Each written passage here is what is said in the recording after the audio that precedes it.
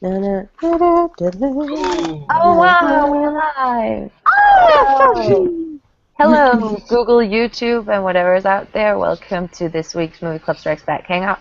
My name is Meta. You have not seen this ugly face for a while, but now I am back to ruin your Saturday evenings.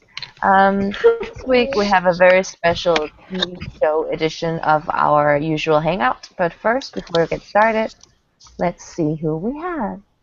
Hey guys, my name's Adam. My YouTube channel is Junk Drawer Videos. My Twitter is Junk Drawer Video without the S. And yeah, I talk about pro wrestling, movies, and whatever else is on my mind. And that's it. Nope, I just. You find me on YouTube for Easy Chair Reviews, generally where I do reviews for Movie Club Strikes Back. And yeah. Hi, I'm Nina, and I am a vlogger. You can find me on Blog Like Nina on YouTube, DFTBA Darling on Twitter, and Pirate Queen Nina on Tumblr, which I've been really into lately since I'm bad at multitasking social media. Yeah, I haven't been here in a while, but I'm really happy to be back. I'm Kiwi. You can find me on what is it? Oh yeah, Chris on YouTube, and then Kiwi Chris Jones on Twitter. And just a note for the people that are watching us today, our Q&A section for the Google Plus Hangouts is not working. So if you want to ask us questions throughout it, drop it in the comment section of the YouTube video itself, because I will be watching those. And if you've got any questions about anything to do with TV shows that you want to ask us, we can answer it in stuff like that. That's me. Bye. Hi, I'm Jenny. Google doesn't like me this afternoon, so if I suddenly disappear, that is why. And I, in theory, do reviews for Movie Club Strikes Back and other things, but I have not been active for a little while, but I will get back to it. I have been watching the videos and movies that I need to review. I just haven't reviewed any of them lately. So probably tomorrow there will be like 50 videos coming up, one after another. But yeah, that's pretty much what I do. Hey guys, I'm Tor, and you can find me pretty much under Tor's Times on every social media website that I think is cool enough to join. And I also, in theory, do movie reviews for Movie Club Strikes Back and Harry Movie Club. But this month I've actually been doing the NaNoWriMo challenge, and so I'm about halfway through my book. And haven't made any videos since I started writing it, so hopefully I get back to videos soon. I'm glad you're doing it too, because I'm doing that as well. And my name is Meta, and I am your moderator for tonight. You can find me anywhere on the interwebs at MetaMedicine. I post many selfies and stupid things, but enough about that. Let's get into tonight's topic. It's something that I am currently very, very obsessed with, which is TV shows. And the idea started the fact that me and Liam, aka Servatorix on YouTube and everything, who's also part of the movie club, we have a standing plan every single week that we watch Sons of Anarchy together, because it is my jam. It is the shit for us right now. It's what I'm obsessed with. I freaking love that show. So me and Liam watch it together every single week. And so I just want to hear, like, my obsession is Sons of Anarchy. Do any of you have a TV show you're obsessed with lately that you either have to see every single week, or maybe an old show you just found that you're marathoning on Netflix or something? I actually just started watching Walking Dead. I'm 3 episodes in, so that's going to be exciting. And of course, for me, pro wrestling every week, and yeah, and Futurama. I guess Futurama counts, even though it's canceled. But yeah, that's it for me. That's just a show. One of the questions we've got in our quiz may actually spoil something for you on The Walking Dead, but to be honest, I don't think anyone really cared. So it'll be fine. Fine. Okay. I watch Scandal obsessively now. I found it on Netflix 2 months ago and marathoned through it. And oh my god, I love it now. And I also watch Arrow and The Flash obsessively too. Yeah. I'm going to jump straight on then and bust in front of whoever was probably going to go next, because I'm like Nina. I'm obsessed with watching Arrow and Flash, and we have had multiple debates about Arrow in the past, which I know will come up throughout the course of this. Mm-hmm. Oh, wow, I'm getting crazy feedback. I think. Oh my god. I can hear like slight other voices. Yeah, Okay. other For voices. some reason, the Hangout just suddenly started playing in another window for me, and I'm like, what the hell? I didn't even have YouTube open. Weird. Google, man, why are you fucking with us still? Google is haunted. Google is being such a little bitch today. Yeah, I said it. Google I is a went dick there. hole. Mm-hmm. But yeah, so I'm all about my not cartoon, but like comic booky type shows at the moment, because there's just so many, which is frustrating because that seems like it's all we talk about because we're so obsessed with them.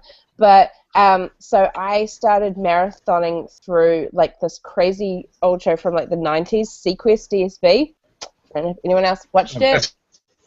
I loved it. That's a good one. It's awesome. Although I'm just finishing off the last of the 3rd season now, and damn, that show took a really weird ass turn. It was odd, and I'm like, as soon as Roy Scheider left, I'm just like, oh, it's not quite the same without him. But at least they kept Darwin the talking dolphin in it, because you know, they have a talking dolphin. It sounds like the weirdest show ever. I feel like I saw that at some point. It was hilarious because it was made in the 90s, but it was set, you know, in the future. So basically around about our time now, and it was like this underwater, like giant submarine thing, but it had like a bioskin. And it was all about like, you know, research, but you know, there was like military stuff involved as well. But watching like all of the computer technology they had, when like Lucas Wolinchek was like this crazy like supercomputer genius kid and all of that, and he's like, you know, playing like, this is I think before the internet was even really a thing, and he was like, yeah, I'm like hacking and stuff, and it's like really bad like 80s type graphic stuff, and you're like, whoa, this be bad. It's so bad that it's good. Well, it was funny because it was really kind of like underneath the ocean. I mean, that's really kind of the plot line they followed. I know, it really was actually. And then I found it really interesting when they then tried to bring in some of the like sort of space stuff into the underwater thing. But yeah, it was very Star Trek, under the ocean, under the sea. It's very interesting. But yeah, that's me. But I think everyone knows my biggest TV obsession at the moment is Outlander, which is on a hiatus until April. So I'm just basically rewatching it over and over and over again. That wedding episode, though. Wedding episode, yeah. Mm-hmm. 1 million thumbs up for that episode. Yeah. I have proof of Meta just staring at the screen going, look at his butt! And it's quite hilarious. It's so fluffy, I want to die. Yeah. It's a good butt. Yeah, yeah. But anyway, that's me. Who else has been watching things? I've been trying to watch the new season of Survivor, but for whatever reason, whenever I try and stream it, our internet just craps out. It took me an hour and a half to watch a 45-minute episode because it would play for 5 seconds and then freeze for 2, and I watched the entire episode like that. Oh dear Lord. That sounds like the way I watched The Newsroom like a couple of days ago, which I'm also obsessed with. Oh, that would drive me insane. I don't have the patience for that. Thank God I we was have running fiber. out by the end of it. But Survivor's so good. Has anyone ever heard of XBMC or G-Boxes? Nope. Yeah. Okay. Well, not that we would use illegal means to watch a video service, but they're not that great. It's not illegal. It's It's not basically illegal? just a video stream congregator. Like, it just finds streams and puts them on your TV. Yeah. So I've watched TV It's shows on illegal to it, and then supply the streams. Yeah. Although if you're in New Zealand, it's illegal to torrent things. So, but streaming is still okay. But torrenting, no, is a no-no. yeah, that's the way it is here. If you're uploading it and sharing it, then that's illegal. But if you're just watching it online, that's okay. That's like you can't take cigarettes off an underage kid who's smoking, but you can stop the parents from buying the cigarettes. Very weird. Yeah. Very odd. I haven't really had the time to watch any TV series recently because just time. But what I have been doing is trying to find stuff that I can watch as white noise. So I have marathoned while doing other things White Collar, which is delightfully entertaining white noise. Like, you look over at the screen, you're like, pretty people doing pretty things. Matt Bomer. Yeah, and then the other one that I did was Covert Affairs, which is equally silly with lots of pretty people doing amazingly pretty things, being pretty. I might not have understood the plot right, but I think I also might have got the plot exactly. And I just started watching Constantine this morning, which I found relatively entertaining. I'm watching but I'm that not one. watching to be invested. See, I'm really, like, on the fence about whether to get into Constantine because on one hand I'm like, no, I won't watch it because it's super biphobic, but on the other hand I'm like, I sort of want to watch it just to see, like, the different way a genre TV show can go. I'm willing to see how it'll turn out, but I'm not watching to get invested. I could drop it at any time, but it's nice, you know, relatively engaging enough entertainment without actually being, I must watch the next episode. Like, just now I caught someone watching Sherlock Holmes, as in Sherlock, as in the BBC Sherlock, on the TV, and I was literally, I watched like 5 minutes of it, and I was like, can I leave the room? I don't know if I can leave the room. I've already seen this episode before, but it's so good, and my heart's racing, and I'm all giggly. Like, That's a general reaction. Yeah, one of the other ones that I'm really hard about, like, whether I should leave the room or not, is How to Get Away with Murder. I don't know if anybody else has seen it. I'm starting that one hopefully this afternoon. We've got so many TV shows to play catch up on at the moment because we're behind on a bunch. We've got like 3 episodes of Gotham that we still need to watch, which Gotham's my kind of, I'm on the fence about. I want to like it. I really, really want to, but I'm still a bit like, The other one that we've got is How to Get Away with Murder that I want to watch. Gotham is ridiculous, and so I sort of just watch it in amusement now. I kind of feel like Gotham hasn't found what it actually is yet. And Arrow was a little bit like that when it started. It hadn't quite found itself and wasn't quite sure what type of show it actually really was. So yeah, no, I agree. Yeah, with Gotham, when they do something wrong, in that show where it's really good, and then there's other parts where it's like they're just trying to throw in all the little Batman Easter eggs and references they can. It's just kind of weird because I think Batman fans are going to watch the show regardless, so you don't have to reinforce the fact that it's a Batman show, even though Batman's not in it. And that's kind of one of my big problems is that there's just too much Bruce Wayne. I think the show should be about Gotham and Jim Gordon, and it should be a cop show. And for me, just Bruce Wayne isn't working yet. So there are little like asynchroncies on Gotham, like that are really hard to get into because it's like kind of this 50s vibe in the setting, and people have cell phones, and like you don't see computers a lot, but I'm really confused. What time period is it set in? I still haven't figured that one out. I really don't know. Yeah, that's one of my problems with Gotham is I can't tell where it's set. I'm like so confused.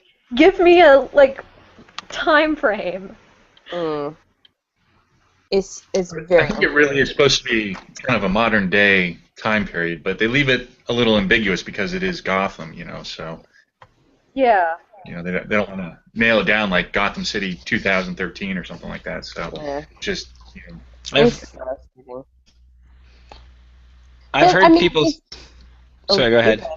Oh, I was just going to say, but I mean, yeah, like these little things, like when, they were in the club and freaking, because I'm a couple of episodes behind, but Fish was training up that girl, and they had kind of like an old school, like, boombox type thing that she was Yeah, pushing. they had a tape player. Yeah, so I'm like, okay, is it old? Which then kind of makes you think, okay, is there, and I know they're on different networks, and I won't say it too loud because me and my husband had a huge argument about whether or not they could then have a crossover between Arrow, like how Arrow and Flash are having crossovers. Could they have any type of crossover between Arrow and Gotham? Which apparently they have said they want to try and do, even though they're on different networks. But is it just a case of young Bruce Wayne meets really young Oliver type thing? But I'm still confused about what time period it's in. I'm just like, I've yet to figure it out. Or is just Gotham really behind the times in terms of technology? And is it a really cool town? I don't know. It's frustrating. Yeah. For me, they're two separate universes, the Fox universe and the CW universe, and so they might have crossovers with the characters, but they won't have crossovers within the actual storylines. Yeah, that's what I was thinking. But yeah, that's when a huge argument is. So we were just like, just drop it. We'll just drop it. Because, that's what people married couples argue about TV shows. So maybe moving away from discussing entire shows, I have one, before we go to the movie trivia, TV trivia, I have one show that I'm excited about. It's actually a crime show, which I don't normally do, but it's The Fall. It's a British show. I've never heard of it. On the BBC, I think it's BBC Two, I'm not sure. Okay, that might be why. It's basically just a pretty standard, we know this is the killer, how is she going to catch him type of show. But it's with, what's her face, the woman from X-Files, Gillian Anderson? Gillian Anderson. Yeah. She plays the main character, and then my boyfriend, Christian Grey, plays the other character, which is why I obviously started watching it first, and then I got addicted to it. So the second season just started, and I'm very excited to start watching it. So that's very interesting. It's pretty good though. But I will hand it over slightly just to Kiwi so she can let us know about this trivia little thing. Yeah, so we did, was it last weekend? I don't know. I think it was last weekend. Yeah, last. It was last week. I was like, God, my weekends are all rolling into one, possibly because I drink too much. I should probably look into that. But I thought, hey, since we're doing TV shows, why don't we kick it off with a bit of TV trivia? So, same rules are going to apply. So apparently people are a lot it's a lot quicker on the chat to have put your name in because of people having lag. So basically, yeah, so either just put your name in the chat or just yell out your name, and the first person that I hear is the one that gets the answer. And I'm terrible at keeping track of points, but I will do my best. So we're just going to check it out there, game show style. So have either your name typed out ready to go in the chat, or be ready to scream out your name if you know the answer. Here we go. Question 1. And I'm going to apologize now for this, Adam. People cheered when Rick's... Yeah, mute yourself. Here we go. All right. People cheered when Rick's wife finally died on The Walking Dead. What was her name? Jenny. Laurie. Yay! All right, Adam, you can... There we go. So now he has no idea. He has no idea. Unless don't watch this Hangout back either, because it will spoil something for you. Okay, question number 2. Katie Sagal is a bit of a badass mum in Sons of Anarchy. What other long-running show, though, is Katie most known for playing a really annoying mum in? Meta. Married with Children. Yay! That was pretty easy. Oh, I love that show. A lot of people are ready to go that one. Number 3. Which famous reality show does the line "The tribe has spoken" come from? Tor! Survivor! Yay! Yeah!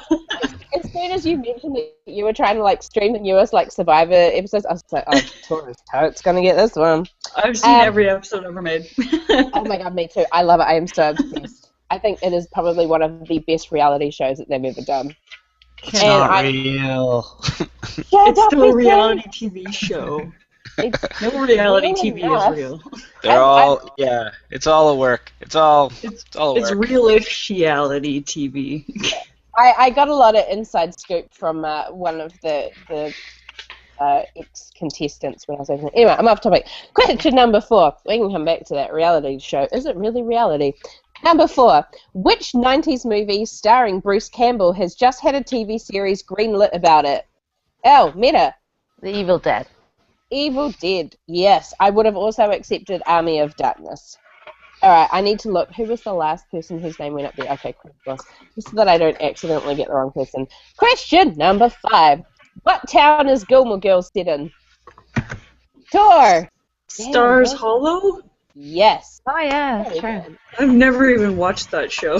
Oh my god. For someone who doesn't really watch a huge amount of TV, you are cleaning up right now, girl.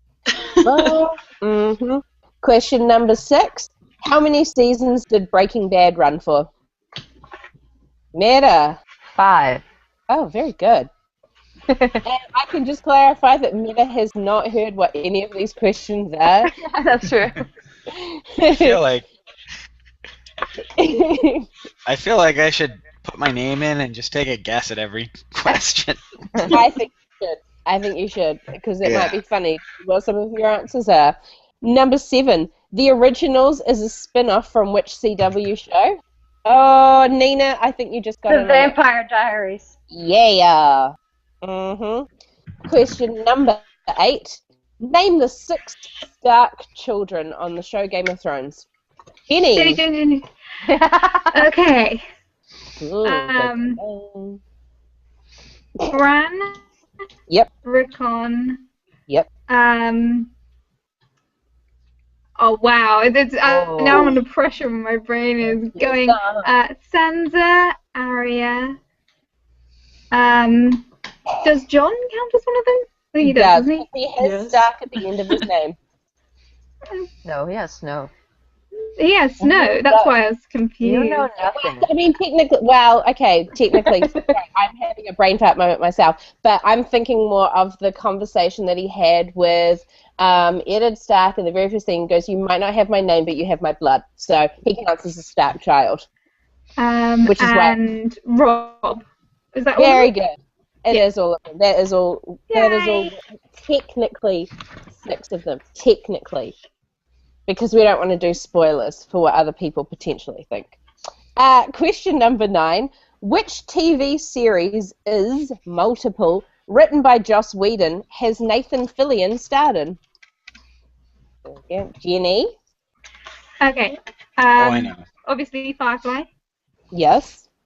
He was also in Buffy. Yes. And I'm trying to... Well, obviously, he was in Much Ado About Nothing, but that's not a TV series. Yeah.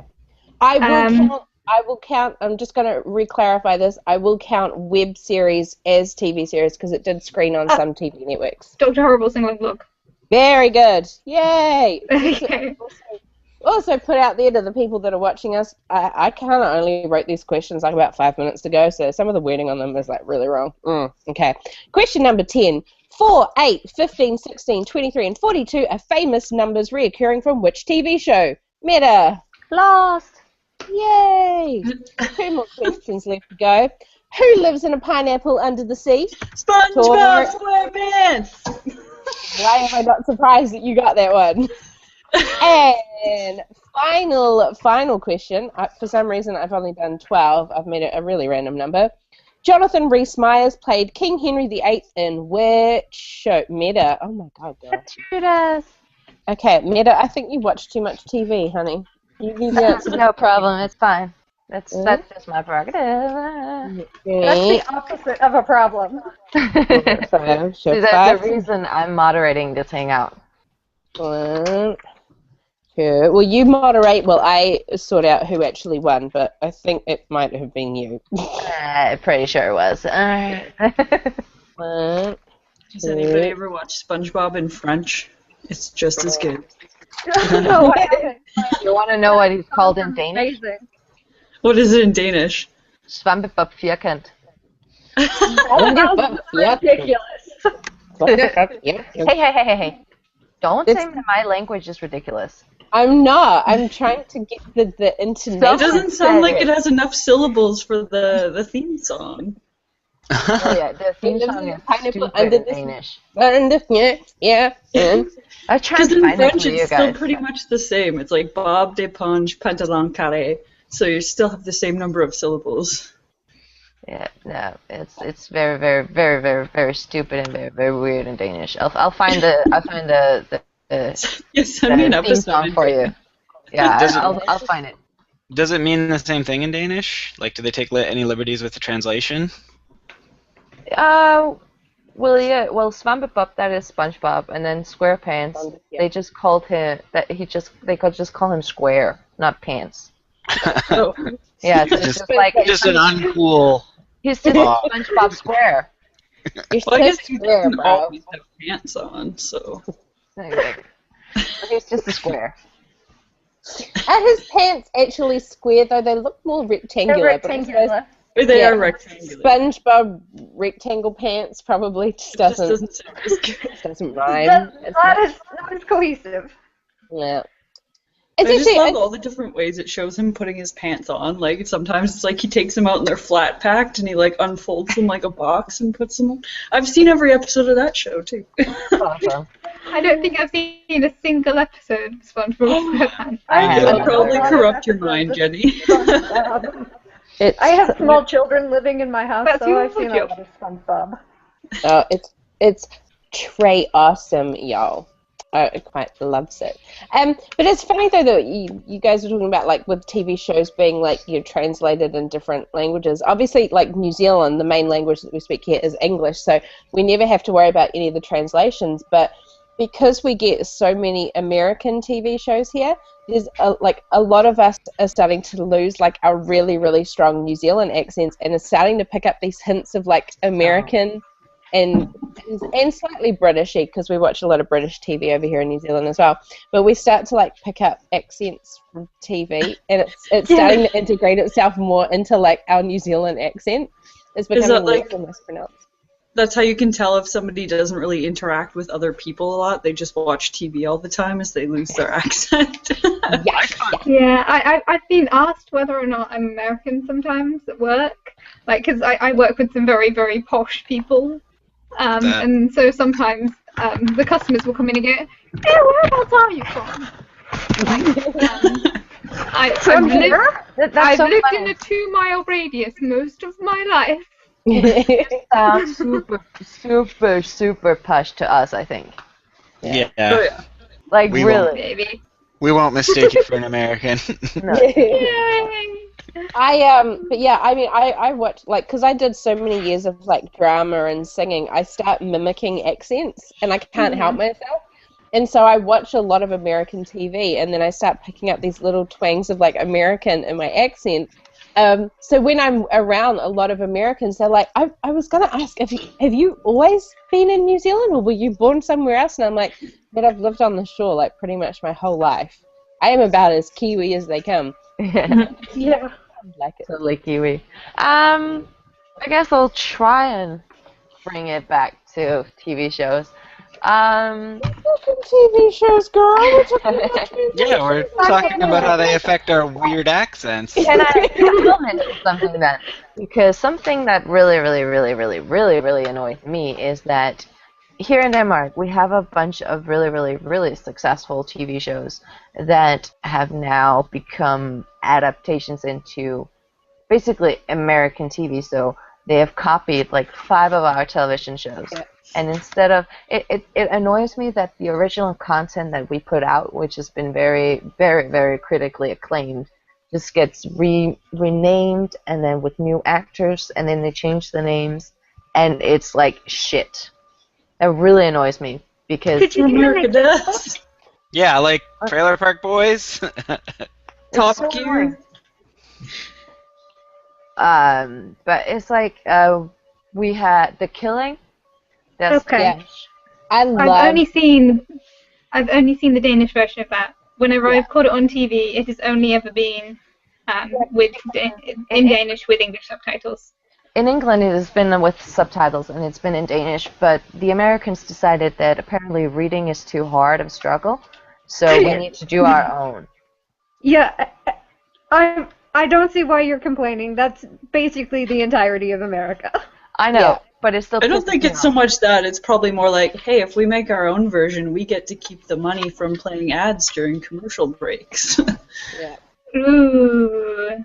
Yeah, That's a good it's point. true, but it's just, to me, it's just, I know America does this, but it's just pissing on everyone and pissing on everyone's creativity. And I know that remakes and reboots are just what Americans like to do. Yeah. But yeah, no, just stop doing it. Just try to That's expand like the your American, mind. Just the try. American brand. But it's not even that they do it with movies and TV shows we would have to subtitle it. They do it with British shows as well. I mean, look at The Office. The original Yeah. series Yeah. that Ricky Gervais did was freaking amazing, and then they remade it into some weird ass. But a lot of it though comes down to the concept is something that they know the American public will love. The type of humor isn't like British humor is very dry and it kind of takes the piss out of itself a bit more. American humor in sitcoms is a little bit more slapsticky, and it's what Yeah. the public enjoys more. So it's about taking the concept that they love and putting it in a way that will be well received by the market that it's going to be broadcast in. As Yeah, it, but, yeah. I can't believe I the haven't number of seen- people I've talked to about like British shows like Blackadder, for instance, and they're just like, it's not funny. I don't get it. I'm like, Oh, I love Blackadder. I did not find this hilarious. Like, you know, wear like a diaper when you watch it. Thing yeah. is amazing. It's so good. But yeah, I must admit though, I apologize, Meta, because I have actually only seen the remake version of The Killing, but I do want to watch the original Danish version. I'll watch it because of you. Yes, good. The original Danish version is very, very, very good. And then it went downhill from the first one, as anything does. Well, the second one was okay. The third one ended like very, very strangely. Like the character did something so out of character, it just didn't make any sense. Yeah. But yeah, kind of changing it a bit.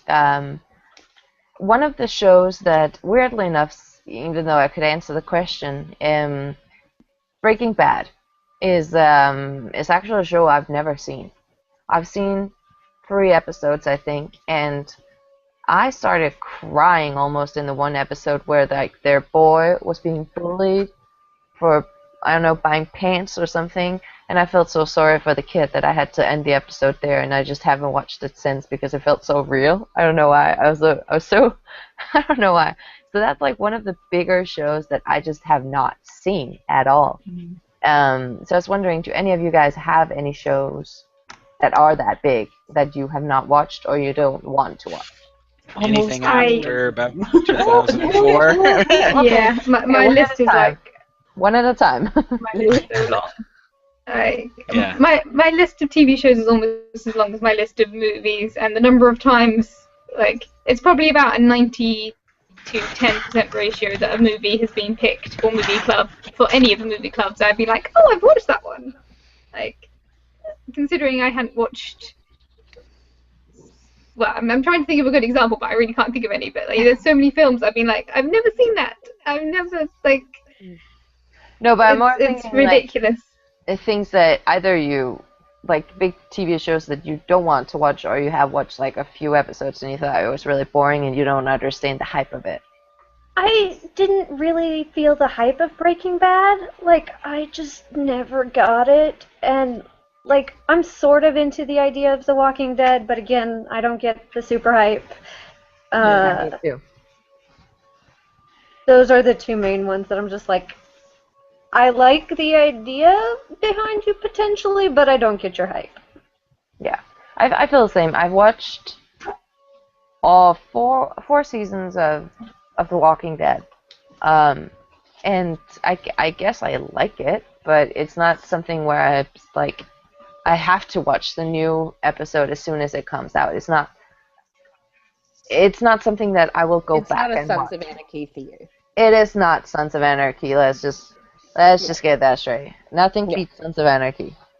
Speaking of Sons of Anarchy, Yeah, I've never I've seen never an seen it. episode of it and have no interest in it. Yeah, I've never. Yeah. Because I know a lot of people don't. Because when you tell people it's about a biker gang, people are like, "Why are you wasting my time?" So We it's actually had our roommate like grew out his hair and stuff because he really liked one of the characters on it. I don't know who. they but, all have long hair. I just remember him being like really upset when that character died, and I don't know who it was, so I'm not spoiling anything I because know I've who never it is. seen it. But I'm just like, so you mimicked the appearance of a TV character? Well, that wouldn't be the first time anyone's done that. No, and it's totally like people get into whatever. Like I like anime, so sometimes I dress up really weird stuff. So I get it, but I just never watched the show. Yeah. Meta, Yeah, how many episodes do you recommend as to whether or not you like Sons of Anarchy? Well, for me, I think it was like 4 episodes. I got hooked, I think. But I know my friend, she's watched like 2 or 3, and she said it's just not for her. So I don't know if, that's So pretty quickly. well, the first season every season only has like 12 or 13 episodes. Okay. So it's the seasons aren't that long. But every episode is like an hour long. Okay. But I don't know. Yeah. The Sons is very like people either love it or hate it. Mm-hmm. That's pretty much the feel that I got from it, and it's very, very different. Why you like it or why you hate it. Yeah. I think it's probably a good show. I It like doesn't have watching it. material that really appeals to me. I don't have anything against watching, something about bikers or anything like that. I don't know. I just don't watch much TV. Yeah, like on my like one of the things that people have told me that I need to watch that I haven't actually ever got around to watching, and I don't have any interest in watching, is like Dexter. Like I don't want to get not super Same. into that. It's just not a concept that interests me. Like I don't want to have to empathize with someone who is, a serial killer. It's not really on my to-view list. The same reason why I don't really want to watch Breaking Bad is as fantastic as it sounds. I don't really want to watch something where I'm not going to really empathize with the hero. Yeah. Anyway, Kiwi keeps on putting up her hand and keeps on getting ignored. Oh my god, people just ignoring me. No, just I mean, it's pretty much the same thing that everyone else has been saying. Like, I've got so many shows that I want to watch. Like, I do want to watch Sons of Anarchy and Breaking Bad, and there's a couple of other ones that have been out for a while, but I'm very much, if I can't watch it from the very first episode, my brain just cannot cope. I'm so OCD about TV show watching that I can't just start watching something somewhere, like, right through it, or somewhere in the middle of it. But one show that I still haven't started watching is Doctor Who, which is weird because me and my granddad used to watch all of the old seasons of Doctor Who religiously together. It was like our big thing that we would do. And then when the reboot started, again, it was my kind of case of I missed the first couple of episodes because I was working, and it was just I couldn't get into the time frame. And now it's gone so far along, I'm like, oh my god, it's like such a mission to play catch up. And I just saw what Adam wrote, and then it's share that with us, Adam. Share that with all the world. My first date with Victoria was to go over to her house and watch Doctor Who. Oh, that's Aww. No, let's know the warm fuzzies you are getting from that. You're working hard. Doctor Who is actually also one of the things I haven't really watched. My roommates watch it a lot, so sometimes I just tag along and watch it, and then I enjoy it, but I don't know. I mean, I'll definitely watch the seasons that David Tennant's in because I love David Tennant. I mean, he's freaking. Sorry, because I love Nina's noise there. Yeah. Yeah. Yes. Okay. Poor I Chris actually here. really He's waiting for his turn, and we're all like drooling over David Tennant now. Go, Chris. No, I agree with Kiwi. The advent of like DVR and TV series on DVD has made me a little snobby about wanting to watch shows from the beginning. You know, Yep. you get that, that expectation that you can see the whole story. So yeah, I'm completely with you there. But there's probably a couple, but the one that jumps out that I've never watched. I've tried to get into it a couple times, but it's just never taken as Lost. And that seems like one that I would like, but I've watched 2 or 3 episodes and I just don't have the desire to go back. And I don't know what it is. It just didn't mesh. I think The the magic polar first, bears. the first couple of seasons of Lost were okay, and it's going to bring back to a question that I had sort of for later on during the Hangout, but I think Lost was one of those shows that it started off with a really big bang, and everyone was really into it, and it ran for too long, and I think it was one of those shows they kept on the air just because it was popular, rather than does it make sense to the story. And then it just got so convoluted and it lost a huge amount. But I got to the point where I was like, I'm not enjoying this, but I'm watching this motherfucking show because I've invested 5 years of my goddamn life into this damn thing. I am gonna see it through to the end, otherwise, what is the point? Yeah. Yeah. That's the basic consensus of a lot of people about Lost. They want to know what the fucking deal is with that island. And then have you guys ever seen that video on YouTube that's like, 1,000 unanswered questions about Lost or something like that? It's like Yeah. I think I've seen that one. And it's like, really? Is that? I feel like Lost though is one of those shows, like because I was watching it back before, before there was a lot of things with DVRing shows or being able to marathon seasons and Netflix. I feel though like Lost is one of those shows that would have benefited from coming out during this time period, so that you could marathon it, because watching it and having to wait from week to week, if you've got a really bad short-term memory like I do, it makes it fucking difficult to remember all those little clues along the way. Whereas my husband and I, we marathoned 9 seasons of Supernatural to be ready for season 10. And because it's so much of it is so fresh in your mind, or you're watching like 8 episodes in a row, you're actually picking up and remembering all of those little clues along the way. And I think Lost is one of those shows that would have been better if it only ran for say 4 or 5 seasons and it came out now during a time when it could have been shown on Netflix almost straight away. Yeah. I remember watching the commercials for Lost, and I thought, this seems very, very interesting, and I can't wait to watch this. And then finished season 1, started season 2, and then I'm like, nah, this is like stupid, and so I just quit. But my dad, he was like, no, I need to see it to the end. I need to see it, and he kept on going. And I'm like, Dad, really, is it that good? No, but I want to know. I want to know, Matt. Yeah.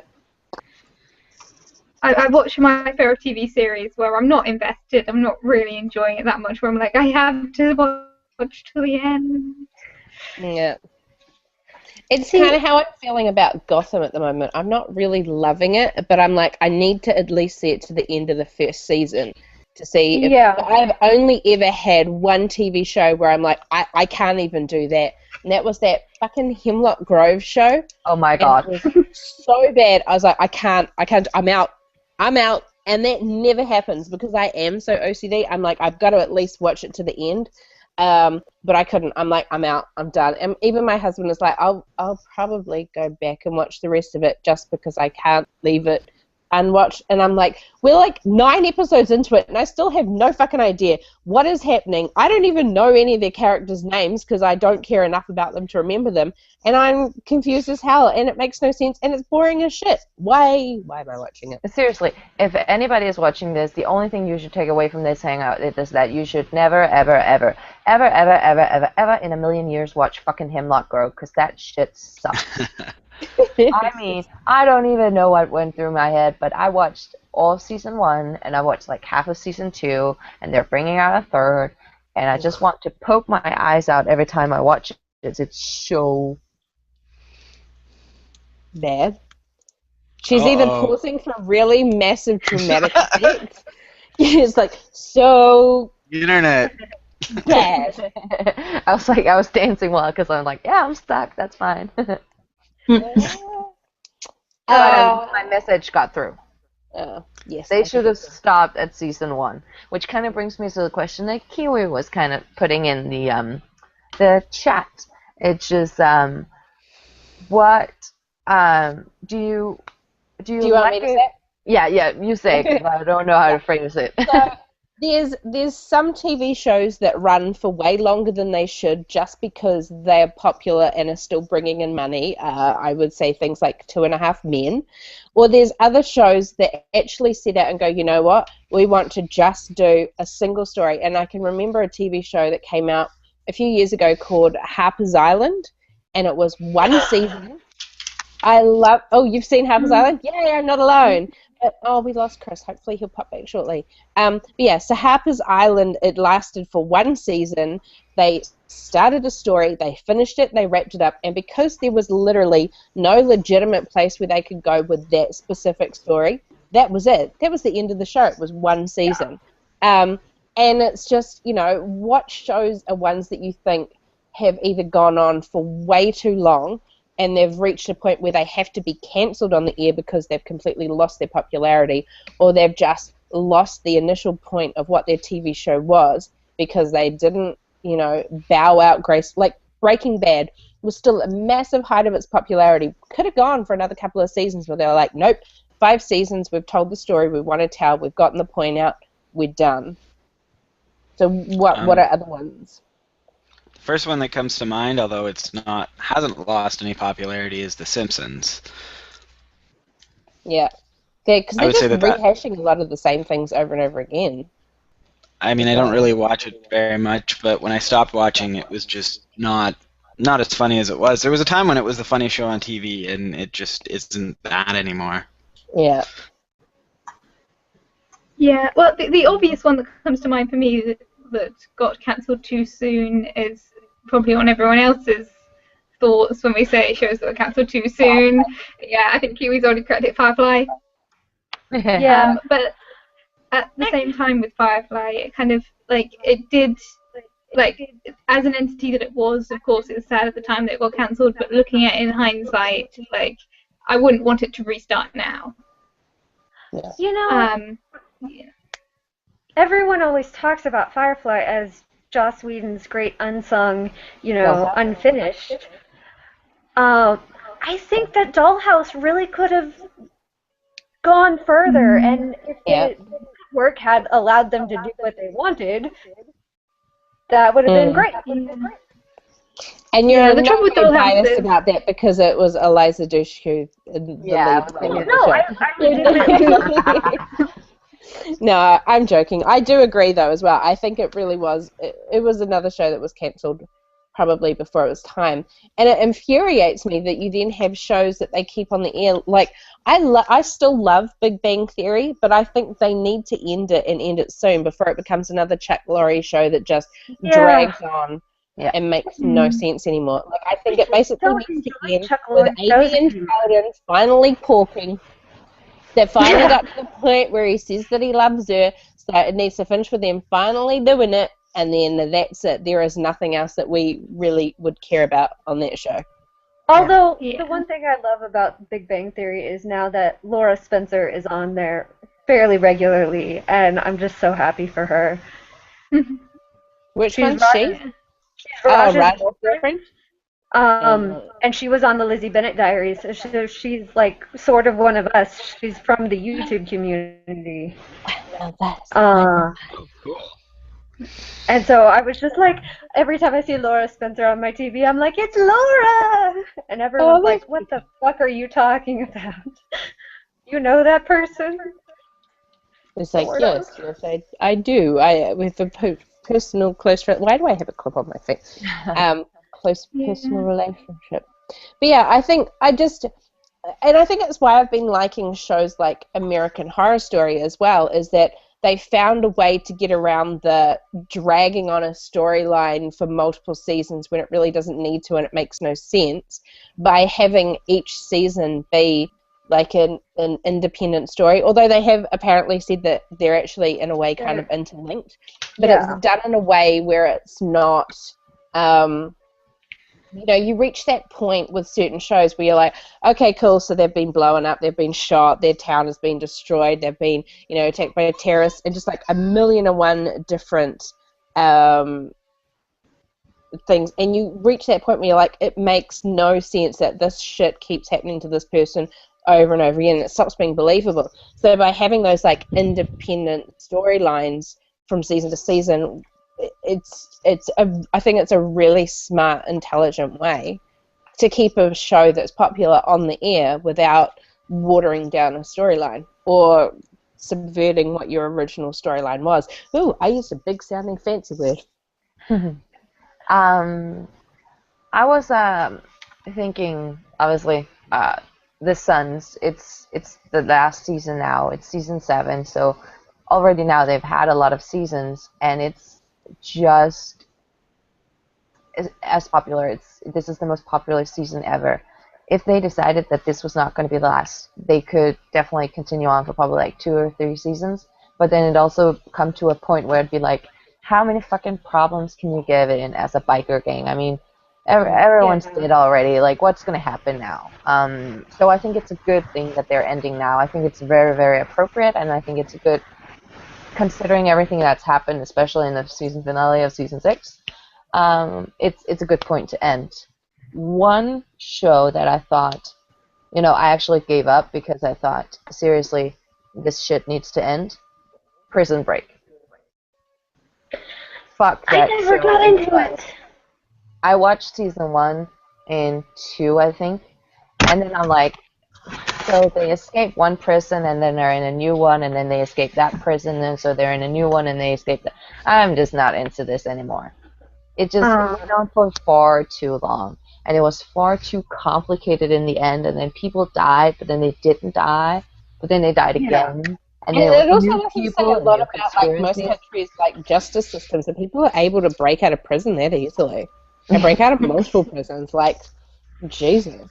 Yeah, so that was definitely a show I think got way too many seasons. I think for me, it comes down to a quote Stephen Amell said, like, season 1, you're a guest in my home, and I will take a lot from you. But season 2 and onwards, I have expectations of you, and you have to live up to those expectations to be in my house. Yeah, it's true, actually. That's a good quote. I like Stephen Amell. I mostly like Stephen Amell. He gets in trouble with his mouth sometimes.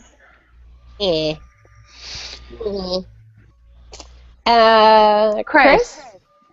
Yeah, one show I think actually did it fairly well was Eureka. They only had about 4 seasons. Yeah. But I think they kind of hit. A spin-off? I'm sorry? They were all part of the linked universe. They were part of the sci-fi linked universe where they had it was linked with Warehouse 13 and also very briefly with Alphas. Okay. Yeah, I definitely remember the Warehouse 13. I don't remember the Alphas too much. But with Eureka, it was one of those. Yeah, with Eureka, it was one of those where it was a fun. I mean, the show's franchise. What you tuned in every week to watch was the fact that some mad scientist, or not necessarily mad scientist, but somebody who was a little misguided but adventurous in their scientific studies, would develop a device and it would threaten to destroy the town. and that would happen every week, and then the grounded kind of common sense sheriff would figure out how to save the day, and they managed to stretch that into 4 seasons. Yeah, they had kind of some overarching season-long arcs, but you can only watch the same town get threatened by science gone awry so many times, and I think 4 seasons was about as much as they could stretch that out. And I really liked the show. I kind of wish they could have gone longer, but there wasn't a whole lot of a point to it. I think the one that I used to watch because it was just kind of fun brain candy was Bones. But that's getting into its like 7th or 8th season now, and I just No, it's on season 9. Season 10. I thought it was season 10. No, 9. No, it's on 9.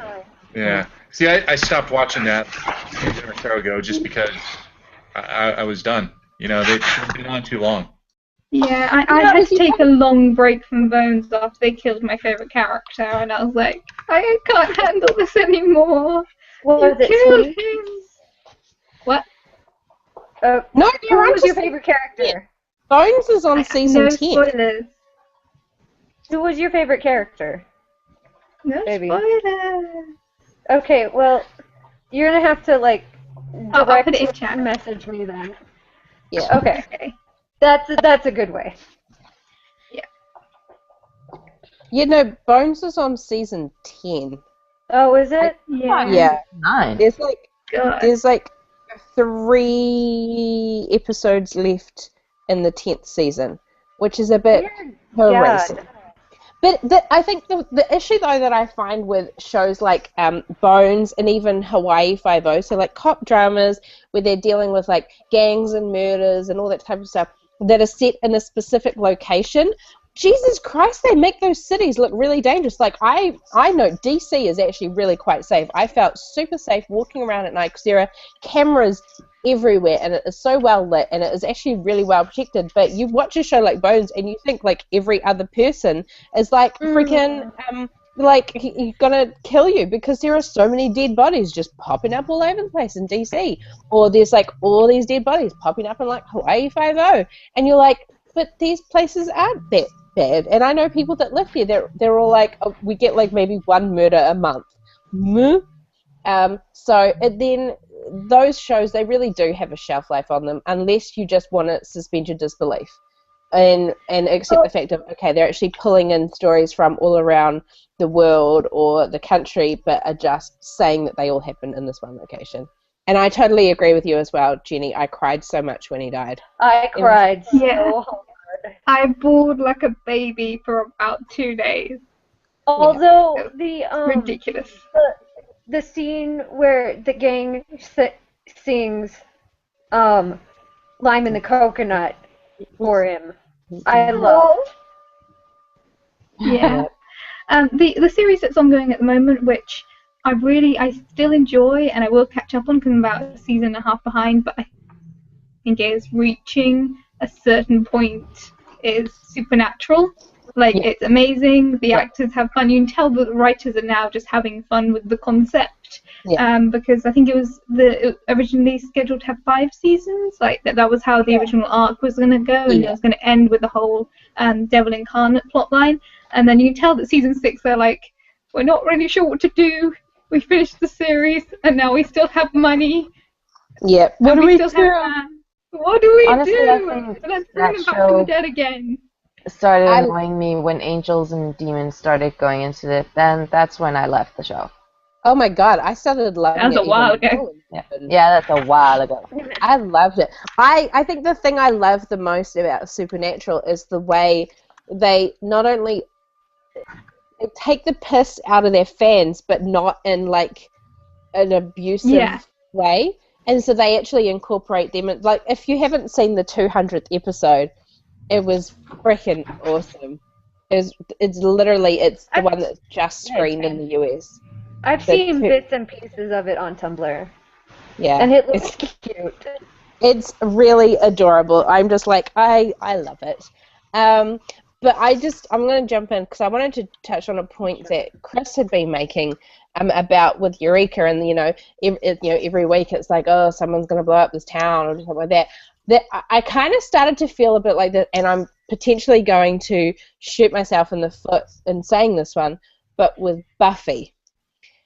Because Yeah, and I'm still devastated that Buffy ended, but at the same time, I am glad that it did. I think I like the way though that even they mentioned it within the show. Like when they had the musical sing-along episode, it's like, yeah, well, you know, I've already died twice, and hey, Yeah. it's another apocalypse. It's nothing we can't handle. We've done that multiple times before. And Yeah. I think it reached the ultimate conclusion at the end was the only way that they could end that series.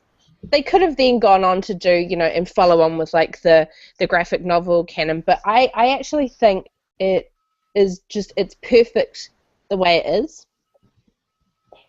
Yeah. And it's going to be an unpopular opinion, but I think they should reboot Buffy. I think it was a really great show that super feminist, you know, and that's one of my big things is that there's not a whole lot of like super feminist shows on TV right now that like little girls can watch and like look up to badass women in all their many capabilities, like kicking ass in various ways.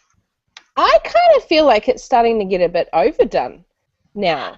Like, I feel like too many, like, so many movies and TV shows are like, oh, we're putting a female in, let's make her the most badass bitch ever and she can do anything. I'm like, we're just like, that's the thing that I like about Arrow with Felicity is that, you know, unlike every other female on the show who has to be like an assassin or badass or I can like kick your butt and like break your neck with like my pinky finger, Felicity's like, dude, I can't, like, I get in bed, I got kidnapped, I can't do anything, but I've got my brains, and my brains are like my badass weapon. I like that. I don't know if you've seen the Secret Origin episode. It was about one episode behind. Yeah, it was 305 because we just did 306 this week. But there's this beginning montage scene. It's a big training montage scene at the very beginning, and you see yeah, and then she's like, yeah, I've done my 5 sit-ups. Doing 5. Yeah, I'm like, that was amazing. But I wish there were more female characters on Arrow and they weren't always demonized by the writing. God. And that would be, Arrow would be my favorite show of all time if more of the female characters weren't demonized by the writing. Well, I had issue recently when, as I said, I rewatched Covert Affairs recently. Yeah. And when I watched the first season, I was okay with it. But once I got to the third season, I realized it was literally this girl who is perfect at everything. She's gorgeous. She knows every language under the sun. She can kick ass and take names. She still has a more or less capable ability to perform social interactions and genius sensibilities, and she's surrounded by the hot Mossad agent and the hot ex-spy guy who is her boyfriend and her love of her life and the other hot guy, and it's all about her relationships with these guys and who she's going to be romanced with and ship fiction rather than actual, like, can't you just get on with your spy thing sometime rather than being You know what, I don't there's mind even like a line I don't mind it, but there's a line in season 4 where like they're like, you seem to have a lot of difficulty separating your love life from your work life, and she's like, my job is my love life. I'm like, yeah, that feels like it sometimes. That's a little bit ridiculous, but I just want to hit up the YouTube comments for like 2 seconds. Because we've just had a comment from Tor's sister actually saying that Big Bang Theory was signed for 3 more seasons. I might cry about that fact because I'm just like, oh, okay. But Sean, who is friend of the show, who we love, put out that his 3 favorite TV shows so far ever were My So-Called Life, and I don't know if anyone else ever saw My So-Called Life. It was 1 season. It was Claire Danes back when she wasn't annoying on Homeland. AJ Langer was in it. Jared Leto. I think it was one of the first TV shows he might have done. It was 1 season, 20 episodes, and it was just utter perfection about sort of what it's actually like being a teenager and just how life is kind of shit. Batman, the animated series, 4 seasons of it. Was the weakest. And, of course, Buffy the Vampire Slayer. 7 seasons, done really well, even though season 6 wasn't as strong as the others. I can forgive all of season 6 weakness for the musical. I don't mind season 6. Season 3 was so forgettable. Like the Riley season, I was just like, no. Because nobody liked Riley. Season 4. Season 3 is one of my favorites, actually. Wasn't season 4 Riley? Season 4 was Riley. Season 4 was Riley. Season 3 was the introduction of Faith. I like season 3. Because that was season 4. Yeah. Season 4. I rewatched that and I was like, I can't remember this episode. Yeah. I really, really like season 6, and I know a lot of people don't, and they think, oh, the nerds were like the worst, like, big evil to go up against, and I'm like, they were a metaphor for what the actual big evil was. But yeah, and I'm just like, so I get really angry with people who are like, they were just like a terrible, like, bad evil to be dealing with, because they weren't really all that evil. I'm like, they're a metaphor, metaphor. Season 6, Seeing Red, the absolute worst. Oh, worst episode ever. Apart from the body was pretty damn hard. Oh God, I can't. For me, Seeing Red was worse than the body. Because you just see that blue shirt. Was worse for both of them. What? Shells was worse for both of them for me. The Angel episode, when you meet Illyria, like I'm still thoroughly traumatized with that double episode. Like nothing on TV has ever prepared me for that episode, and I'm still like literally thinking about it's making me want to cry right now. But yeah, you see that blue shirt as the bullet rips through and it just splatters red, and I'm like, no, it's literally, it's just those 2 lines, those 2 words from Tara, and she's just like, your shirt, and I'm just like, no! I gotta vote for the body. The body's the worst. The body is the most, like, the body I can't watch that breaks episode. my heart every time. The interesting thing about the body is that it was the first lesbian kiss on TV, and he got away with it because essentially the episode was so traumatic that no one was going to be worrying about the lesbian kiss. Yeah. Woo. That's a way to get around things. Yeah, but I mean, it was a sad state of homosexual relationships. He was you like, put him in a super traumatic anyway. episode. Get away with it. Yeah. But look at how far we have come since then, which is pretty freaking yeah. I mean, it could still be better, but I think better about everything. The more I think about it, the more I think about Buffy, I actually think Tara had the majority of the lines that actually made me cry the most. And like it was that scene in the body when she's sitting there with Buffy and she's talking about how with her mum, and it was like, was it really sudden when she died? And she's like, it always is. And I was like, it actually holds true. Like, I knew for a long time that my grandfather was dying, and I was even there holding his hand, and yet when it happened, it was still so sudden. You're just like, you're not expecting it, even though you are. And I'm just like, oh, man, Tara with the feels. Every time. But yeah, I think she the most... The Body, one of the best written episodes of all time. Like, I honestly can't think of an episode that's written as well as that episode. Like, Anya made me cry so bad in that one. Like, I loved Tara so much because she was not demonized for being so damn kind to everyone. She was a literal ray of sunshine of kindness, and she wasn't seen as a pushover for that. Yeah. She's so happy. Anyway. But I think, wasn't it didn't like the body get like a nomination for like best sound editing, even though there was no, and it kind of sort of happened a lot with like Buffy episodes, like the one with Hush got like nominated best Hush was good. best like script or best writing or something like that, even though it had basically no dialogue in it. And then the same with the body gets like this nomination for best sound editing, even though there's basically no background music at all. It literally is just. It was so incredible. Matt and I want to meet him. I just want to like take him out for a beer and be all like, "Bro, you the man." Bro, you the man. Yeah. He last time, Eliza, when I went to Austin Comic Con, she said that he was going on a no gluten kick, so he might not be on board with the beer, but. Oh, I'll have to get him something else then. An herbal tea. Beer doesn't have gluten in it, does it? I know it has yeast, but it doesn't have gluten. Yes, gluten is wheat. Beer is wheat. Anyway, should we go back on topic? We've TV just a smidge. I know, Meta, probably we're going to wrap it up shortly, but there was one more question that I wanted to bring up.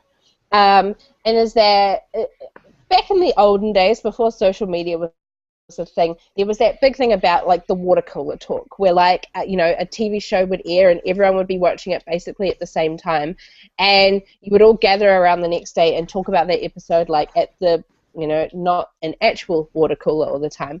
But it's been replaced so heavily by social media now that so many TV shows are actually putting like the actual hashtag that they want people to be using. Like if you watch Survivor, which I know Tora and I do, they have like all these big dramatic moments that happen at where like, oh, there's like a rice scandal where someone chucks out all the rice, and they'll flash that hashtag up in the middle of the episode on the screen so that that's what everyone will be talking about. And it's frustrating given the fact that not everyone in the world is watching those things at the same time, so you're kind of then almost missing out on it. Or like I know for us that we're like a few hours behind on shows like Arrow and Flash, so I have to avoid social media on those days because that water cooler talk is almost ruining those shows for me. But I think it's smart that finally I think the networks are starting to catch on to it. If you watch WWE at all, for a while they were doing it was tout. So you'd be watching the live like Monday Night Raw, and they'd be like, tout us at like whatever, and it's kind of like Vine where you just do like a short video, but it also works like Twitter where it goes out like that. So they'd play like people's touts on Monday Night Raw if you touted at them. They were trying to push that over as like a platform. I don't know if they're still doing that, but they're far worse. Like exactly what Q was saying with getting things to trend. They're obsessed with getting things to trend now on Twitter. The Rock actually came out one day and was like, "Boots to asses," which is trending right now on Twitter, even though I've just said it, and then it actually did start trending. And they'll say really stupid things, and they'll say that will be trending soon, and then it will be trending because people say this is such a stupid thing to try to get trend. They're oddly obsessed with social media, and it's not. I don't really. It really hurts the product, if you ask me. It doesn't work if you're watching it later. Yeah, part of the reason though why they're so obsessed with it is because of, and I mean having been working in digital advertising and sort of seeing the way that like advertising spend is dropping off massively from TV, but increasing hugely on digital media. I mean that's why everything like Twitter, Facebook, it all has paid sponsorship placements in it and paid advertising spots, and that's why they push so hard for things to be digitally trending, because they know more people are going to be watching these things online now, so they need to boost up their digital revenue. But it's just, unfortunately, a lot of the networks and stuff now, when they're looking at renewals on shows, are actually looking at, now they're also including social media as a way to clarify how it's going. And there was actually a really ironic thing, because I don't know how many people know how the TV seasons work when they have pilot seasons. So like everyone floods into like Hollywood, I think it's kind of between January and April, and they film all of the pilots and stuff. and then the big network bigwigs will decide what shows get greenlit or not. Amazon did a really interesting thing where they, I think it was the last pilot season, they actually put all the pilot episodes up on their Amazon streaming thing to actually see what are the people that are going to be watching these shows actually interested in, and will decide which to greenlight from that. So That's things actually a pretty smart decision. It is. It's like who's got a better understanding of what people are going to watch? The people that are actually watching it, or the people that are far removed from it, sitting in like their big corporate offices up in Hollywood making all the decisions? Because if that was the case, fucking Firefly would never have been cancelled. Mm-hmm. Yeah. Kiwi. The Body only got one nomination, and it was a Nebula Award for Best Script. Okay. They actually got a fair number of Golden Satellite, Golden Globe, and Emmy Award nominations, though. Yeah. Nice. I have, at the moment, I'm having a really interesting relationship with The Walking Dead, because being someone who doesn't like to be scared, what I do is I watch watch it in my own time, not necessarily when it's first due out. And I start with watching The Talking Dead, which is the post-show reaction talk show, hosted by Chris Hardwick, and then I'll watch the episode directly after. So during the show, they have a lot of different segments. They obviously have a couple of guests in, so usually they have one of the actors in to talk, and a guest star who's like a super fan or works on the set or whatever. And they have all these segments, and one of the segments is Twitter reactions. So it's reactions as you watched the show 5 minutes ago, and we're going to highlight your tweets. And they literally spend about, I think it's like 2 minutes flashing up genuine people's tweets from as they were watching. And they also have usually they have some sort of behind the scenes on how they do the gory makeup, which helps me through it. And they also do a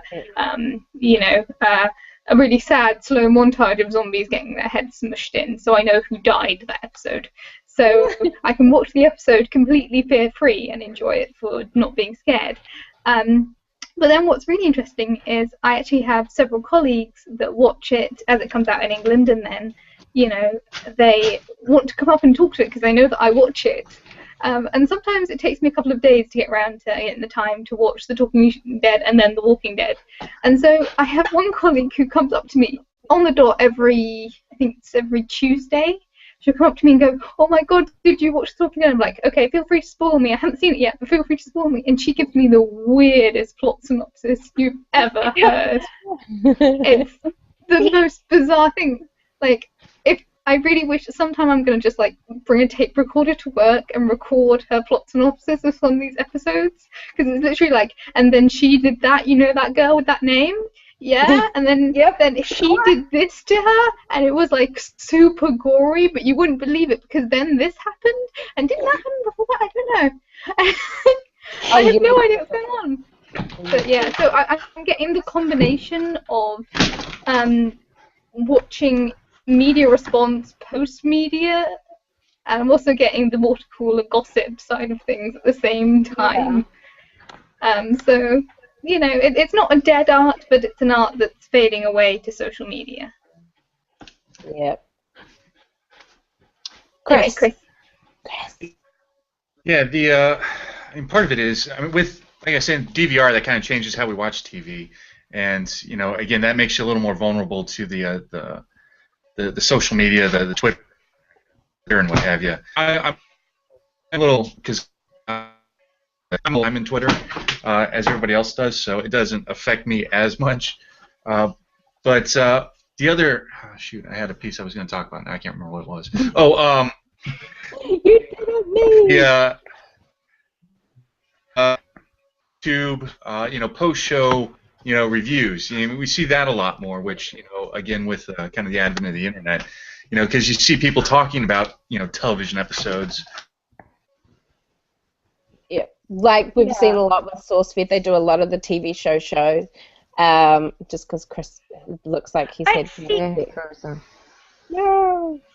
I have a problem with the superhero roundup, because I'm it's two dudes, and they hate all of the lady characters in all of the TV shows, and I'm I watch these TV shows for the ladies. They need to get a Danny Rosenberg or a Trisha Hirschberger in there, I think, as well with them to give them a bit Yeah, of well, food Trisha was in this last superhero roundup, wasn't she? Because she talked about Constantine. Yeah, she was there for Constantine, but she wasn't there We for need anything else. another girl regular. Yeah. Chris, I'll get back to I'll fall on the sword and I'll throw myself out there to SourceFed and I'll go in and do TV show with them, just so that I can annoy Nina by talking about how Laurel is like the most annoying character on Arrow, and yeah. It's all about the Laurel is amazing, and if you can't see her excellence, I don't even know how I talk to you. No war in the Google Hangout. Chris, do you want to finish your train of Laurel thought? Lance is my best character. I think that was pretty much it. You know, just the fact that we get a lot of post-show wrap-ups now, and it's kind of interesting because it does kind of take the place of the water cooler experience. I remember just as a personal experience when I was one of my last deployments. We would occasionally get TV shows that had just been come out. They generally don't condone the excused Yeah, a you little guys bit. can be excused. Yeah. Fighting from Afghanistan and Iraq, you can get new TV. The big one that was kind of Entourage, that was like crack cocaine for us. We get a new episode every week, and everybody would watch it, and then we go to chow afterwards and discuss it. And it was like Sex and the City for guys, but it was. That's honestly the best description I've heard of Entourage, is Sex and the City for dudes, because that seems like what it is. Oh, I love that. Oh my god, that's totes gonna be like trending on Twitter. I'm gonna make it happen. Yeah, I'm gonna tweet that. All 9 of us. Yeah, we'll trend that out right now. Entourage. It's like Sex and the City for dudes. I can't spell Entourage though. There we go. I will totally retweet that. Yeah. All right. I think that I have some friends that might be upset with me if I retweet that, but that'll be fun. I think we're slowly going to wrap this up because we've been talking for an hour and a half now. So if you guys have any finishing comments, I think we're just going to go down the line and say goodbye for today / tonight / morning. /morning / whatever time it is in your culturally appropriate time zone. I think it's drinking time is what it is. It's always drinking time, TV. It is always drinking time. Always. I haven't been drinking. I've had the ability to drink because I've got tomorrow off, but I haven't been drinking. Yeah, that's right. You mentioned that after the hangout yesterday, or last week, sorry. You're like, yeah, I'm going to be drinking the next hangout. 1 sec. We're finishing, Jenny, so. Bye. Finish off with a bang. Yeah. A big bang. But I'm the only person on the planet that can't stand that show. I have to add in some additional props out to Sean, who I love, who's just said that he would sign that petition for me to host SourceFed Superhero Roundup with them from a female perspective. All right, I am going to start that Twitter campaign as well, and I'm just going to they can either fly me over or just Google Hangout me in. That's fine. Or Skype me in. Google Hangout. Yeah. Just totes do that with me. Yeah, okay, I'm going to start that petition. Okay. I'm I'm going with my word.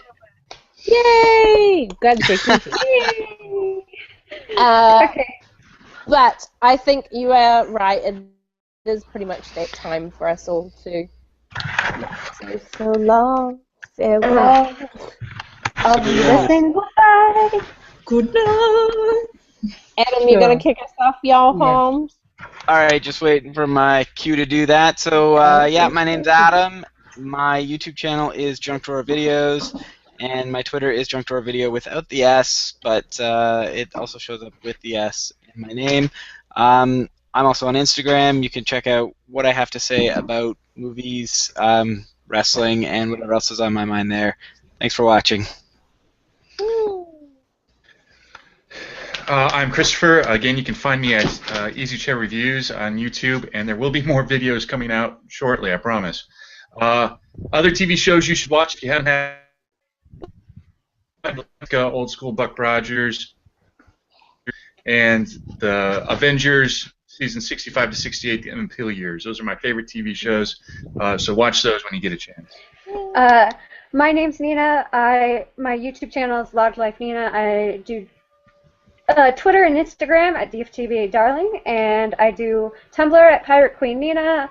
I watch a lot of TV, and if you ask me if I watch a TV show, I will most likely answer on any or all of my social media. So my next video is actually about squeeing about Laurel's costume. So.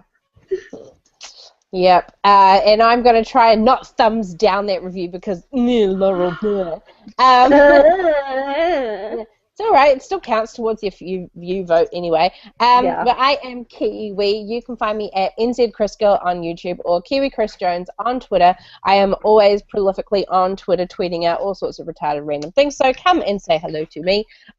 If you have not been watching Agents of S.H.I.E.L.D. and are not a fan of Marvel, I don't know if I can be friends with you because it is freaking awesome. But I also think everyone needs to jump back onto the old Netflix and flip back through some old TV shows. So some recommendations I would give to you guys would be old school Hercules and Xena and Sequest DSV. Yeah, the 90s TV shows, all freaking awesome. Boom. I'm Jenny. I mostly hang out on, well, if you want to contact me, I mostly hang out on Twitter, and I'll reply to tweets occasionally. And I'm supposed to do things on YouTube, but I'm really freaking behind, so at some point there's just going to be a plethora of YouTube videos. And recently I've been doing a lot of modding for Philip DeFranco on his Twitch feed.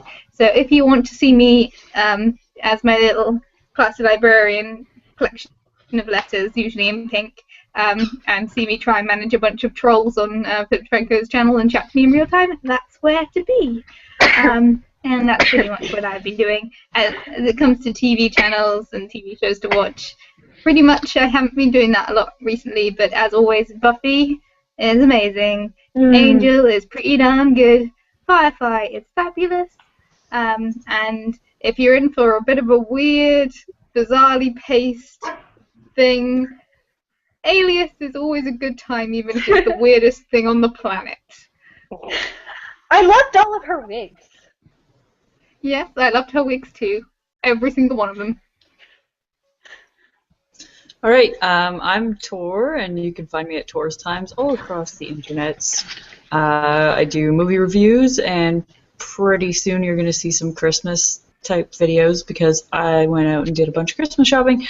And as for TV shows, I'm just going to say watch Survivor because they're doing a season of Survivor. It's on right now, and you should probably just go back and watch all the other 28 seasons because it's the best show on reality TV. And if Mark Burnett ever sees this, make Survivor Canada. I want him to make a Survivor worldwide so that they pull in like people from like random countries so that way I can totally go on Survivor. I think I would be. Just do a movie club Survivor. Yeah. Ooh. Count me out. I would feel like be the first one out.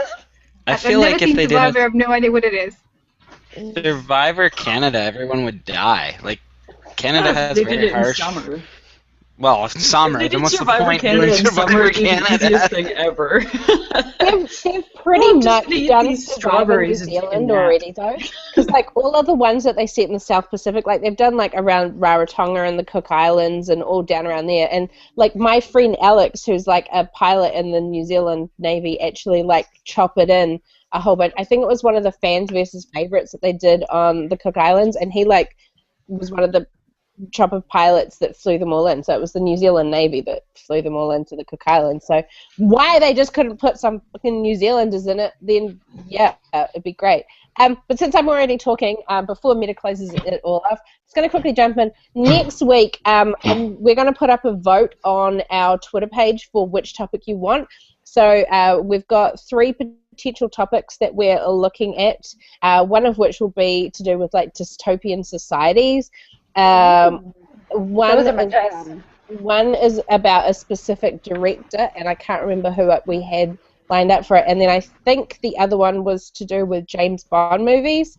So we're going to put those 3 up there to do. But, I mean, all 3 of those topics will come up at some point, but it's about which one you guys want for next week. So please, anyone that follows along with us on Twitter, when you see it be posted up, and also on our Facebook page, make your votes known so that we can start prepping it in advance early for you guys for what we want. Yeah. Yay. Yes, definitely do that. And while you're at it, then go to Facebook and find our Facebook page Movie Club Strikes Back, because we'll probably link that question there, or maybe ask it on Facebook as well, so we can make sure that we get all your answers. And my name is Meta. I have been the maybe moderator, I'm not sure, tonight. You can find me anywhere on the web at MetaMedicine.